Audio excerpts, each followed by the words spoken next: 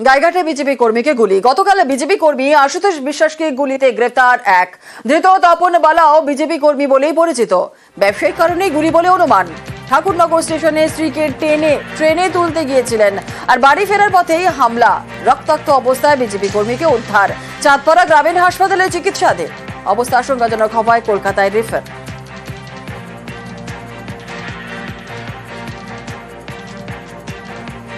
সকালবেলা আমি ফুল বেছি, আমার স্টেশনে সকাল ট্রেনে তুলে দিয়া 5:40 ট্রেনে তুলে দিয়ে ও বাড়ি প্রতিদিন।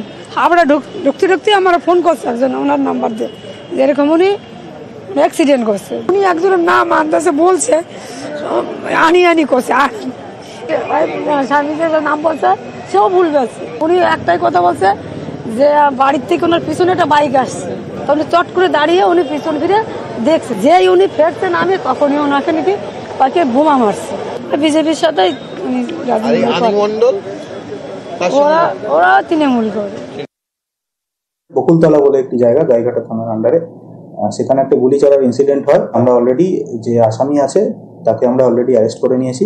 ইনজিওর্ড আছেন, উনি এখন চিকিৎসাধীন। আমরা প্রাথমিক তদন্তে আমরা জানতে পারছি যে যিনি গুলিবিদ্ধ হয়েছেন এবং যিনি অ্যাকিউজড অ্যারেস্ট হয়েছেন দুজনেই পরিচিত হিসেবে বিজেপি কর্মী হিসাবে পরিচিত। গ্রেফতার হয়েছে, তার নাম হচ্ছে তপন বালা। প্রাথমিকভাবে আমাদের তদন্তে মনে হচ্ছে যে এটা ব্যবসায়িক কারণে আমাদের এটা গুলি হয়েছে। বাকি আরো কেউ জড়িত আছে কিনা, আশেপাশের লোকেরা কি বলছে সব আমরা খতিয়ে দেখছি। যে আমাদের বিজেপি একজন কর্মী সে গুলিবিদ্ধ হয়েছে। কেউ বলছে একটা গুলি, কেউ বলছে দুটো গুলি। সে এখন বারাসাত হসপিটালে আছে। তো আমরা বিষয়টা তো বুঝতে পারছি না, আগে পেশেন্টের চিকিৎসাটা করি, পরবর্তীতে বিষয়টা আমরা দলগতভাবে ভীষণভাবে দেখব যে আজকে রামনবমীর দিন ভোরবেলা যেভাবে আমাদের কর্মীকে গুলি করা হলো, এটা মোটেই ভালো জিনিস নয়। বিজেপি কর্মী হতে পারে, কিন্তু এই বিষয়ে পলিটিক্যাল কোনো ব্যাপার আছে বলে আমার মনে হয় না। আমিও শুনেছি এরকম একজন ফুল বিক্রেতা, তার বউ তাকে স্টেশনে দিয়ে উনি বাড়ি ফিরছিলেন এবং সেখানে কেউ বা কারা ওনার উপর আক্রমণ করে অতর্কিত এবং গুলি চালানোর ঘটনাও আমি শুনেছি। যদিও এখনও আমি কনফার্ম নই যে কি হয়েছে না হয়েছে, তবে ব্যাপারটা খুবই দুঃখজনক। আমি প্রশাসনকে বলবো যে যত তাড়াতাড়ি সম্ভব আসল দোষীকে খুঁজে বের করে শাস্তি দেওয়ার জন্য। যাদবপুরে বৃত্ত সম্পূর্ণ অতি বাম রাজনীতির আঁতুর ঘর বলেই পরিচয়। আর সেই যাদবপুরে রামনবমী পালন, মূর্তি বসিয়ে যাদবপুরে রাম পুজো, আজাদি স্লোগান মুছে গতকাল তিরঙ্গা। দিন কয়েক আগেই ইফতার পালিত হয়েছিল এই যাদবপুরে।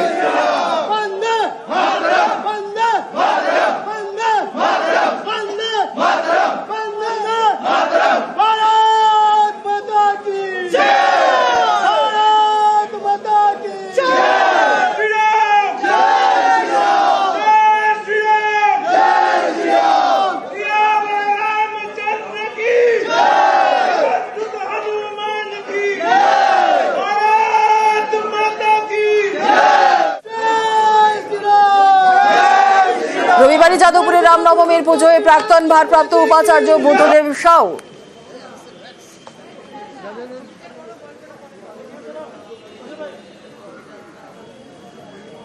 আমাদের যাদবপুর ইউনিভার্সিটিতে সরস্বতী পুজো হয়, দুর্গা পুজো হয়, আবার ইফতার পার্টিও হয়। আমি সব জায়গাতেই যাই। যে কোনো শান্তিপূর্ণ এবং সৌভ্রাতৃত্বের যেখানে উপস্থিতি থাকে সেরকম জায়গায় যেতে তো আমার কোনো আপত্তি নেই। রাম এরকম তো কোনো নিষিদ্ধ জিনিসও নয়। এক জায়গায় বাধা থাকবে, এক জায়গায় বাধা থাকবে না কেন? একটা জায়গাতে অনুমতি দেওয়া হবে, আরেকটা জায়গাতে হবে না, তার কারণটা কি? তাহলে ইউনিভার্সিটিতে রিজলিউশনই করুক যে আজ থেকে আমরা কোনো রকম ধর্মীয় অনুষ্ঠান করতে দেব না। সেই রিজলিউশন না করে একটা জায়গাতে বিভিন্ন রকম ভাবে অজুহাত দেখানো, এটা দুর্ভাগ্যজনক। আর এদিকে শিক্ষাঙ্গনে কেন ধর্মাচরণ, প্রশ্ন যাদবপুরের প্রাক্তনীদের। সর্বোপরি একটা বৈজ্ঞানিক দৃষ্টিভঙ্গি থেকে বিভিন্ন বিষয়ের অনুসন্ধান, এইটা একটা বিশ্ববিদ্যালয়ের উদ্দেশ্য। মুক্ত চিন্তার পরিসর তৈরির ক্ষেত্রেও যাদবপুর বিশ্ববিদ্যালয় অগ্রণী। যে কোনো বিশ্ববিদ্যালয় থেকেই ধর্মাচরণকে দূরে রাখা উচিত। মূলগত ভিত্তি আছে, একটা জোর আছে, সেই রাজনীতি, তার ভিত্তিতে রাজনীতি হয় আর কি। রামনবমী হোক অথবা ইফতার পার্টি হোক অথবা অন্য যে কোনো ধর্মের যে কোনো ধর্মাচরণ হোক, সেটা যাদবপুরের সংস্কৃতির সঙ্গে যায় না। যাদবপুর বিশ্ববিদ্যালয়ে যদি সেই দিকে যায় তাহলে সেটা খুবই দুঃখের ব্যাপার হবে। আমি দেখেছি শুনেছি বলেন যে যাদবপুর বিশ্ববিদ্যালয়ে তো দুর্গাপূজা হয়, এখন সেখানে স্টাফ কোয়ার্টার আছে, ফলে যেভাবে হয়তো একটা আবাসনে দুর্গাপূজা হয় সেই স্পিরিটেই ওখানে হয়। সেইটাকে যদি কেউ হাতিয়ার করে এখন বলে যে দুর্গাপূজা হচ্ছে অতএব রামনবমী করতেই হবে, অতএব ইফতার করতেই হবে। শিক্ষা প্রতিষ্ঠানটাতে এরকম ধর্মাচরণের নিয়ে প্রতিযোগিতার জায়গা নয়। যে উৎসবে আনন্দ নেই, আস্ফালন আছে, সেটা উৎসব নয়। এই যে আজকে যেটা অনুষ্ঠান যারা করলেন তারা কিন্তু কোথাও একটা এক্সক্লুসিভিস্ট একটা কর্মসূচি নিতে চাইলেন, যেটা আমি মনে করি উৎসবের স্পিরিটটার সাথেই যায় না, আর বিশ্ববিদ্যালয়ের স্পিরিটের সাথে তো কোনোভাবেই যায় না। গাইঘাটে বিজেপি কর্মীকে গুলি। গতকাল বিজেপি কর্মী আশুতোষ বিশ্বাসকে গুলিতে গ্রেফতার এক। ধৃত তপন বালাও বিজেপি কর্মী বলেই পরিচিত। ব্যবসায়িক কারণেই গুলি বলে অনুমান। ঠাকুরনগর স্টেশনে স্ত্রীকে ট্রেনে তুলতে গিয়েছিলেন, আর বাড়ি ফেরার পথেই হামলা। রক্তাক্ত অবস্থায় বিজেপি কর্মীকে উদ্ধার। চাঁদপাড়া গ্রামীণ হাসপাতালে চিকিৎসাধীন।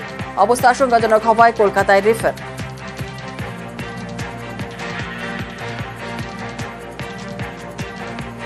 সকালবেলা আমি ফুল বেছি, আমার স্টেশনে সকাল ট্রেনে তুলে দিয়া 5:40 ট্রেনে তুলে দিয়ে ও বাড়ি প্রতিদিন। আমরা ঢুকতে আমার ফোন করছে একজন, ওনার নাম্বার দিয়ে, যেরকম উনি অ্যাক্সিডেন্ট করছে। উনি একজনের নাম আন্দাজে বলছে, আনি করছে, স্বামীদের নাম বলছে, সেও ভুল গেছে। উনি একটাই কথা বলছে যে বাড়ির থেকে ওনার পিছনে একটা বাইক আসছে, তখন চট করে দাঁড়িয়ে উনি পিছন ফিরে দেখছে, যেই উনি ফেরছে নামে তখনই ওনাকে নাকি তাকে বোমা মারছে। বিজেপির সাথে ওরা তৃণমূল করে। বকুলতলা বলে একটি জায়গা গাইঘাটা থানার আন্ডারে, সেখানে একটা গুলি চলার ইনসিডেন্ট হয়। আমরা অলরেডি যে আসামি আছে তাকে আমরা অলরেডি অ্যারেস্ট করে নিয়েছি। ইনজিওর্ড আছেন, উনি এখন চিকিৎসাধীন। আমরা প্রাথমিক তদন্তে আমরা জানতে পারছি যে যিনি গুলিবিদ্ধ হয়েছেন এবং যিনি অ্যাকিউজড অ্যারেস্ট হয়েছেন দুজনেই পরিচিত হিসেবে বিজেপি কর্মী হিসাবে পরিচিত।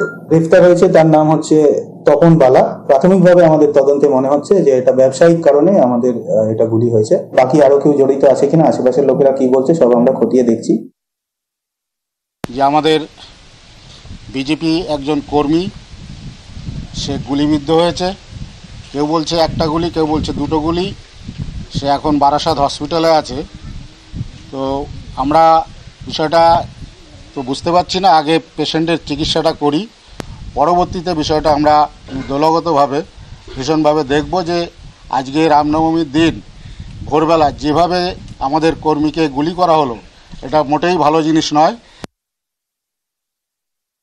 বিজেপি কর্মী হতে পারে, কিন্তু এ বিষয়ে পলিটিক্যাল কোনো ব্যাপার আছে বলে আমার মনে হয় না। আমিও শুনেছি এরকম একজন ফুল বিক্রেতা তার বউ তাকে স্টেশনে দিয়ে উনি বাড়ি ফিরছিলেন এবং সেখানে কেউ বা কারা ওনার উপর আক্রমণ করে অতর্কিত এবং গুলি চালানোর ঘটনাও আমি শুনেছি। যদিও এখনও আমি কনফার্ম নই যে কী হয়েছে না হয়েছে, তবে ব্যাপারটা খুবই দুঃখজনক। আমি প্রশাসনকে বলবো যে যত তাড়াতাড়ি সম্ভব আসল দোষীকে খুঁজে বের করে শাস্তি দেওয়ার জন্যে